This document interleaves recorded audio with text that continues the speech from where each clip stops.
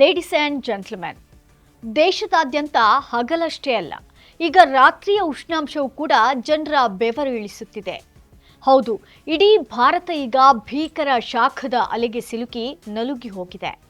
ವಿಶ್ವದ ಅತ್ಯಂತ ಹೆಚ್ಚು ಉಷ್ಣಾಂಶ ದಾಖಲಾದ 100 ನಗರಗಳ ಪಟ್ಟಿಯಲ್ಲಿ ಎಲ್ಲ 100 ನಗರಗಳು ಭಾರತದಲ್ಲೇ ಇವೆ ಎಂದರೆ ಪರಿಸ್ಥಿತಿಯ ಗಂಭೀರತೆಯನ್ನು ನೀವೇ ಊಹಿಸಿ.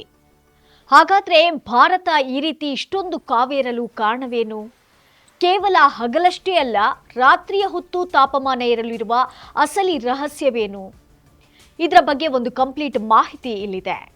ಎಸ್ ವೀಕ್ಷಕರೇ, ನೆಲ ಜಲ ಭಾಷೆಗಾಗಿ ಪ್ರಾಮಾಣಿಕ ಪತ್ರಿಕೋದ್ಯಮ ನೋಡ್ತಾ ಇದ್ದೀರಾ ಫೋಕಸ್ ಟಿವಿ. ನಾನು ರೂಪಲತಾ.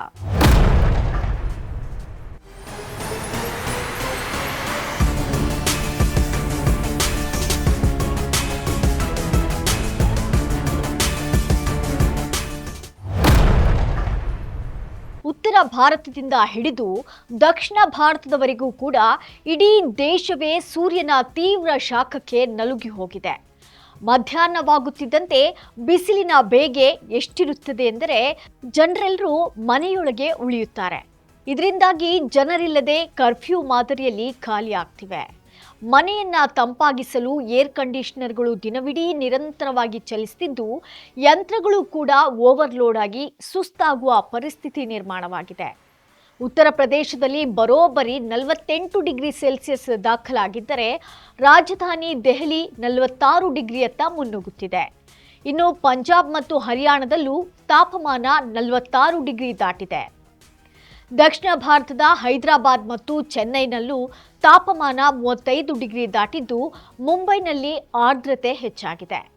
ಭಾರತೀಯ ಹವಾಮಾನ ಇಲಾಖೆ ಈಗಾಗಲೇ ವಾಯುವ್ಯ, ಮಧ್ಯ ಮತ್ತು ಪೂರ್ವ ಭಾರತಕ್ಕೆ ಭೀಕರ ಶಾಖದ ಅಲೆಯ ಮುನ್ನೆಚ್ಚರಿಕೆಯನ್ನ ನೀಡಿದೆ. ಕೇವಲ ಜಮ್ಮು ಕಾಶ್ಮೀರ ಮತ್ತು ಹಿಮಾಚಲ ಪ್ರದೇಶದ ಬೆಟ್ಟದ ಪ್ರದೇಶಗಳಲ್ಲಿ ಮಾತ್ರ ಬಿದ್ದಂತ ಅಲ್ಪ ಸ್ವಲ್ಪ ಮಳೆ ಜನರಿಗೆ ನಿರಾಳತೆ ತಂದಿದೆ.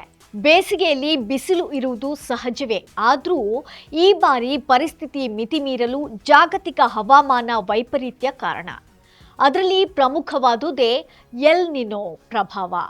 ಪೆಸಿಫಿಕ್ ಮಹಾಸಾಗರದಲ್ಲಿ ಉಂಟಾಗುವ ಅಸಹಜ ತಾಪಮಾನ ಏರಿಕೆಯಿಂದಾಗಿ ವ್ಯಾಪಾರ ಮಾರುತಗಳು ದುರ್ಬಲಗೊಳ್ಳುತ್ತವೆ.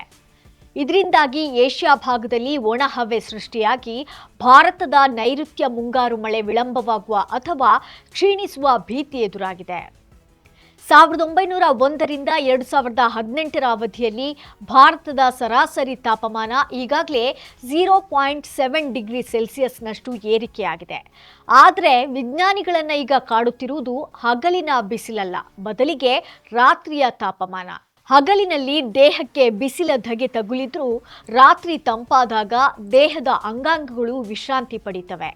ಆದರೆ ಇತ್ತೀಚಿನ ಅಧ್ಯಯನದ ಪ್ರಕಾರ ಚೆನ್ನೈನಂಥ ನಗರಗಳಲ್ಲಿ ಬಡ ಮತ್ತು ಮಧ್ಯಮ ವರ್ಗದ ಜನ ರಾತ್ರಿ 32 ಡಿಗ್ರಿಯಿಂದ 35 ಡಿಗ್ರಿ ಸೆಲ್ಸಿಯಸ್ನಷ್ಟು ಭೀಕರ ಉಷ್ಣಾಂಶದಲ್ಲೇ ಮಲಗ್ತಿದ್ದಾರೆ. ಇದಕ್ಕೆ ಕಾರಣವೇ ಅರ್ಬನ್ ಹೀಟ್ ಐಲ್ಯಾಂಡ್ ಎಫೆಕ್ಟ್. ನಾವು ಮರಗಿಡಗಳನ್ನು ಕಡಿದು ಕೆರೆಗಳನ್ನು ಮುಚ್ಚಿ ಕಾಂಕ್ರೀಟ್, ಸ್ಟೀಲ್ ಮತ್ತು ಡಾಂಬರು ರಸ್ತೆಗಳ ನಗರಗಳನ್ನು ನಿರ್ಮಿಸಿದ್ದೇವೆ. ಇವು ಹಗಲಿನಲ್ಲಿ ಶಾಖವನ್ನು ಹೀರಿಕೊಂಡು ರಾತ್ರಿಯ ಹೊತ್ತು ಅದನ್ನು ವಾತಾವರಣಕ್ಕೆ ಹೊರಸೂಸುತ್ತವೆ. ಇದರಿಂದಾಗಿ ನಗರಗಳು ಹಳ್ಳಿಗಳಿಗಿಂತ 10 ಡಿಗ್ರಿಯಷ್ಟು ಹೆಚ್ಚು ಕಾವೇರುತ್ತಿವೆ. ಜೊತೆಗೆ ಶ್ರೀಮಂತರು ಬಳಸುವ ಎಸಿಗಳು ಹೊರಹಾಕುವ ಬಿಸಿಗಾಳಿ ಇಡೀ ರಸ್ತೆಯನ್ನೇ ಒಲೆಯನ್ನಾಗಿಸುತ್ತಿದ್ದು, ಎಸಿ ಕೊಳ್ಳಲಾಗದ ಬಡವರು ಇದರ ನೇರ ಬಲಿಪಶುಗಳಾಗ್ತಿದ್ದಾರೆ.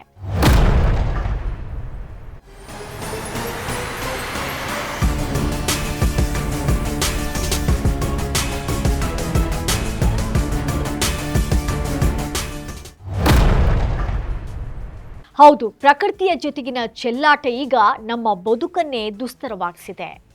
ನಗರಗಳ ಕಾಂಕ್ರೀಟೀಕರಣ, ಎಲ್ ನಿನೋ ತಾಪತ್ರಯ, ದುರ್ಬಲಗೊಂಡ ಮುಂಗಾರು ಎಲ್ಲವೂ ಸೇರಿ ಭಾರತವನ್ನ ಒಂದು ಪರ್ಫೆಕ್ಟ್ ಸ್ಟಾರ್ಮ್ ಅಂದ್ರೆ ಎಲ್ಲಾ ಕಡೆಯಿಂದಲೂ ಒಟ್ಟಿಗೆ ಬಂದೆರಗಿದ ಭೀಕರ ಸಂಕಷ್ಟದ ಸುಲಿಗೆ ಸಿಲುಕಿಸಿದೆ.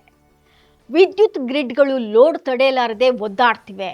ಪರಿಸ್ಥಿತಿ ಹೀಗೆಯೇ ಮುಂದುವರೆದ್ರೆ ಮುಂದಿನ ದಿನಗಳಲ್ಲಿ ಬದುಕು ಇನ್ನೂ ದುಸ್ತರವಾಗುವುದರಲ್ಲಿ ಸಂಶಯವಿಲ್ಲ. ಇಂದೇ ನಾವು ಎಚ್ಚೆತ್ತುಕೊಂಡು ಪರಿಸರ ರಕ್ಷಣೆಗೆ ಮುಂದಾಗದಿದ್ದರೆ ಭವಿಷ್ಯದ ಬೇಸಿಗೆ ಊಹಿಸಲು ಸಾಧ್ಯವಿಲ್ಲದಷ್ಟು ಭೀಕರವಾಗಲಿದೆ. ಇದಾಗಿತ್ತು ಫೋಕಸ್ ಸ್ಪೆಷಲ್ ಸ್ಟೋರಿ. ನೆಲ ಜಲ ಭಾಷೆಗಾಗಿ ನೋಡ್ತಾ ಇರಿ ಫೋಕಸ್ ಟಿವಿ.